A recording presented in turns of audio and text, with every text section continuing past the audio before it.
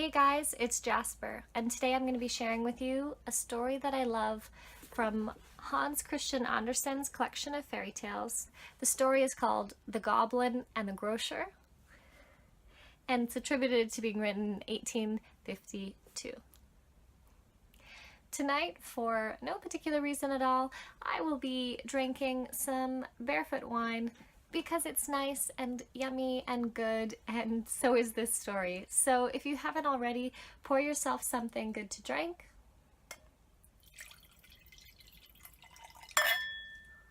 And cheers. Clink.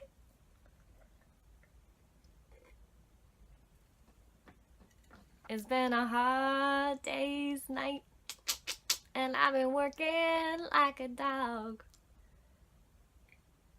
For any of you who follow me on Instagram, you may have noticed I have been working a weird writing shift, 11 o'clock till about 3 in the morning, and I am just really happy that after working a weird shift like that, I can just come here, drink some wine, and read a fairy tale I love. All that to say, I hope you enjoy this story, The Goblin and the Grocer. There was this student who lived in the garret and didn't own anything. There was also a grocer who kept shop on the ground floor and owned the whole house. The household goblin stuck to the grocer because every Christmas Eve it was the grocer who could afford him a bowl of porridge and a big pat of butter in it. So the goblin stayed in the grocery shop, and that was very educational. One evening, the student came in by the back door to buy some candles and cheese. He had no one to send, and that's why he came himself. He got what he came for, paid for it, and the grocer and his wife nodded. Good evening. There was a woman who could do more than just nod, for she had an unusual gift of speech. The student nodded too, but while he was reading something on the piece of paper which was wrapped around his cheese, he suddenly stopped. It was a page torn out of an old book that ought never to have been put to this purpose. An old book full of poetry. There's more of it, the grocer told him. I gave an old woman a few coffee beans for it. If you'll give me 8 pennies, you shall have the rest. If you please, said the student, let me have the book instead of the cheese. There's no harm in my having plain bread and butter for supper, but it would be sinful to tear the book to pieces. You're a fine man, a practical man, but you know no more about poetry than that tub does. Now, this was a rude way to talk, especially to the tub. The grocer laughed and the student laughed. After all, it was only a joke. But the goblin was angry that anyone should dare say such a thing to the grocer, a man who owned the whole house, a man who sold the best butter. That night, when the shop was shut and everyone in bed except the student, the goblin borrowed the long tongue of the grocer's wife, who had not used it for a while, as she slept. And any object on which he laid this tongue became a glib, a chatterbox, as the grocer's wife herself. Only one object could use the tongue at a time, and that was a blessing, for otherwise they would have all spoken at once. First, the goblin laid the tongue on the tub in which the old newspapers were kept. Is it really true, asked the goblin, that you don't know anything about poetry? Of course. I know all about poetry, said the tub. It's the stuff they stick at the end of a newspaper column when there's nothing better to print, and which is sometimes cut out. I dare say I've got more poetry in me than a student has, and I'm only a small tub compared to the grocer. Then the goblin put the tongue on the coffee mill. How it did chatter away. He put it on the butter cask and on the cash box. He put it on everything around the shop until it was back upon the tub again. To the same question, everyone gave the same answer as the tub, and the opinion of the majority must be respected. "Oh, won't I light into that student," said the goblin as he tiptoed up back the stairs to the garret where the student lived. A candle still burned there, and by peeping through the keyhole, the goblin could see that the student was reading the tattered old book he had brought upstairs with him. But how bright the room was! From the book, a clear shaft of light rose, expanding into a stem of tremendous tree, which spread its branching rays above the student. Each leaf on the tree was evergreen, and every flower was the face of a fair lady, some with dark and sparkling eyes, some with eyes of the clearest blue. Every fruit on the tree shone like a star, and the room was filled with song. Never before had the goblin imagined such splendor. Never before had he seen or heard anything like it. He stood there on tiptoe, peeping and peering till the light went out, but even after the student blew out his lamp and went to bed, the little fellow stayed to listen outside of the door.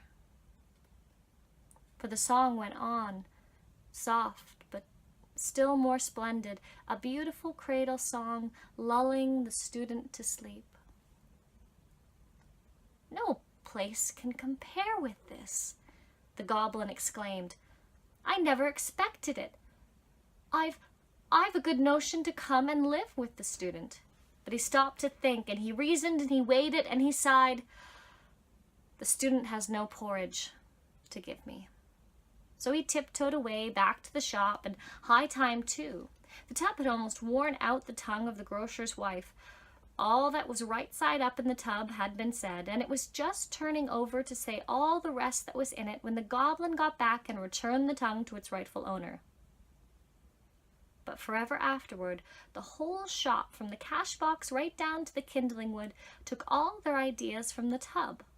Their respect for it was so great, their confidence so complete, that whenever the grocer read the art and theatrical reviews in the evening paper, they all thought the opinions came from the tub. But the little goblin was no longer content to sit listening to all the knowledge and wisdom down there. No. As soon as the light shone again in the garret, he felt a great anchor rope draw him up to peep through the keyhole. And he felt a great feeling that we feel when watching the ever-rolling ocean as a storm passes over it. And he started to cry, for no reason that he knew, but these were tears that left him strong and glad. How glorious it would be to sit with the student under the tree of light. He couldn't do that. He was content with the keyhole. There he stood on the cold landing with wintry blasts blowing full upon him from the trapdoor to the roof. It was so cold, but the little fellow didn't feel it until the light went out and the song gave way to the whistle of the wind. Oh, he shivered and shook as he crept down to his own corner where it was warm and snug. And when Christmas came round, when he saw that bowl of porridge and the big pat of butter in it, why then it was the grocer whose goblin he was. But one midnight, the goblin was awakened by a hullabaloo of banging on the shutters. People outside knocked their hardest on the windows, and the watchman blasted away on his horn, for there was a house on fire. The whole street was red in the light of it. Was it the grocer's house? Was it the next house? Where? Everybody was terrified. The grocer's wife was so panicky that she took off her gold earrings and put them in her pocket to save them. The grocer ran to get his stocks and bonds, and the servant for the silk mantilla that she had scrimped so hard to buy. Everyone wanted to rescue what he treasured most. And so did the little goblin. With a leap and a bound, he was upstairs and into the garret. The student stood calmly at his window, watching the fire which was in the neighbor's house. The goblin snatched the wonderful book from the table, tucked it in his red cap, and held it high in both hands. The treasure of the house was saved. Off to the roof he ran, up To the top of the chimney he jumped. There he sat in the light of the burning house across the street, clutching with both hands the cap which held his treasure. Now he knew for certain to which master his heart belonged. But when they put the fire out, and he had time to think about it, he wasn't so sure. I'll simply have to divide myself between them, he decided. I can't give up the grocer because of my porridge. And this was all quite human. Off to the grocer, all of us go for our porridge.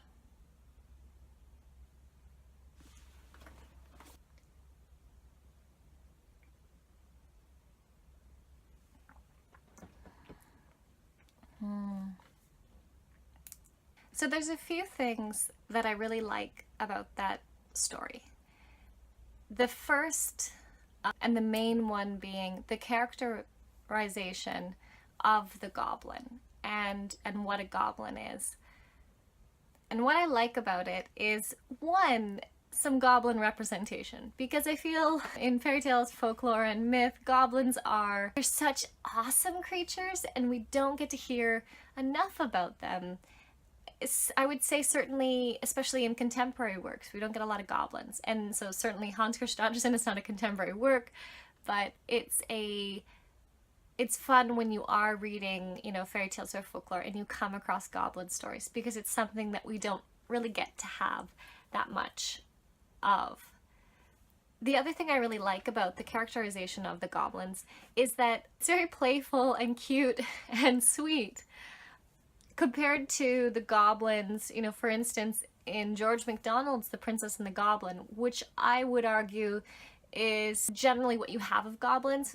They are creatures that used to be one way, but they don't want to have to put up with man and man's rules and being kind to people, so they go away, and in going away, and usually going underground or in caves or mines, they sort of deform and change.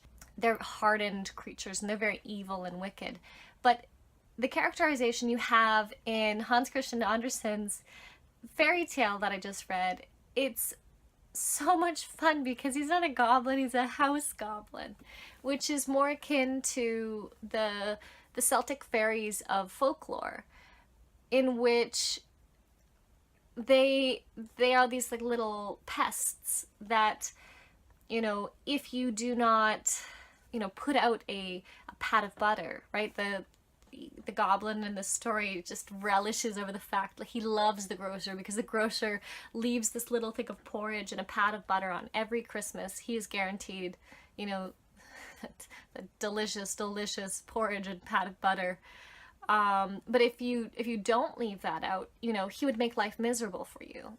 House goblins often do things like, just when you turn your pot of whatever you're cooking down to simmer and you walk away, the house goblin, if you haven't been nice and put out, butter rations or milk or a little bit of ale or whatever it is that they like, or they feel that they deserve, they'll go and they'll turn it up on high so that it boils over. Or they'll pull on your cat's tail so it runs up your back.